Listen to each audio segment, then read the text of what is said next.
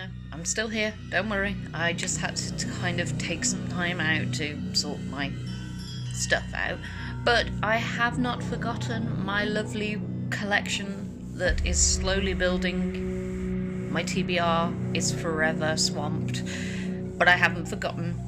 And I have got so many from the Black Country Book Fair that I've still got to dig into, as well as my TBR. So just bear with me. I have bought your books, and I do, but this one, look at it. It's so eye-catching, and I think that's what caught me when I got this book. The cover. And obviously Dan is an absolute sweetheart and a big supporter of the community, so I was all up for supporting. And of course this one caught my eye. So this is very much old school kind of gothic horror. If you like your Hammer horror or grew up on Hammer horror, Edgar Allan Poe, H.P. Lovecraftian, kind of the Victorian literature style of things, this is definitely the book series for you. So I've started with this one.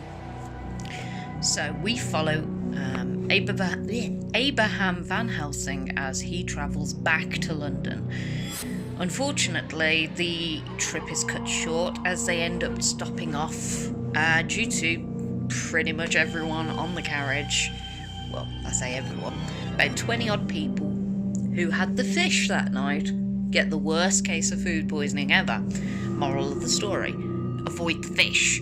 But that's a secondary moral. The other one is be careful of things that may seem like hope and happiness can actually be turned into something quite sinister and twisted. That is this one. So he meets Albert P. Cushion on the locomotive. Yes. My fans of the old school horror will love that reference, as well as many other Easter eggs in here. They end up getting talking before the food poisoning incident, and he's basically been invited to join this collaboration with other well-known names in society of High London, i.e. Dr. Jekyll, Dr. Griffin. He declines after he's had his meal, goes to bed, and wakes up with the worst food poisoning ever, and it turns out that most of the carriages have been taken over by this.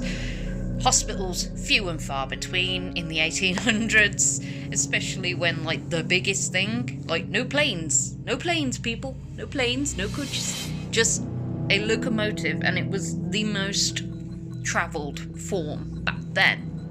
And they end up cutting their visit short. You know, they're not going to Budapest now. They have to take all these sick people to a local monastery. Convent. Like, yeah. My brain is not quite here today, I swear. But yeah, they end up going to a convent in the mountains of, you guessed it, Transylvania, where a selection of nuns are there to administer medical treatment for the people that have suffered this intense food poisoning. And you think, yeah, you know what, nuns, convent, what safer place than to be in the hands of, you know, servants of God. Now, think Valak in The Nun, and think about how unsettled and uneasy you felt when she came onto the scene. Every time she took screen time, you felt this unsettling, unnerving. Like, this is supposed to be, a nun is supposed to be a kind, compassionate, sweet, it's a symbol of faith. This has been completely and utterly just perverted in the story, because these nuns are far from the lovely, God-fearing women that you would expect to meet. They have an ulterior agenda, which, unfortunately, Van Helsing and his new friend find out. So these nuns, led by this Sister Abigail, who is a complete and utter monster, and very much embodies that of kind of dark, kind of cult energy. It's an intense read. It's very much throwback to the Hammer horror days, in my opinion. This is why I love it. It's giving almost the vibes that you would get from the Van Helsing film with Hugh Jackman in. And I will hear no shit about that film because actually it's a comfort film for me. I like to watch it. So, no shit, please. And I very much enjoyed the back story that got added in there as well, because on chapter 13 there's a bit more detail added for the reader.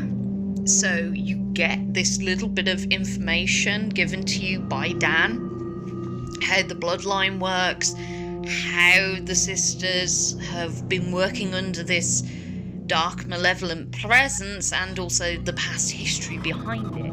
He's made this mythos, this very well-known lore, and turned it on its head and made it his own, which is what I love about it, when authors take a well-known trope such as dark gothic horror based around like vampires, werewolves and all that kind of stuff, but make it something that is their own. So they make their own lore and they do their own world building. So if you love the sound of that so far, I genuinely think that you should pick up Daniel Barnes's work, as I will be getting more books because they're so pretty and I want a white collection on my shelf, because all of my books are just kind of like dark, and then you have these beautiful, pristine white and red and gold kind of covers that are just eye-catching as hell. And also, look at the artwork, it's beautiful. So yeah, Hammer horror fans, pick it up.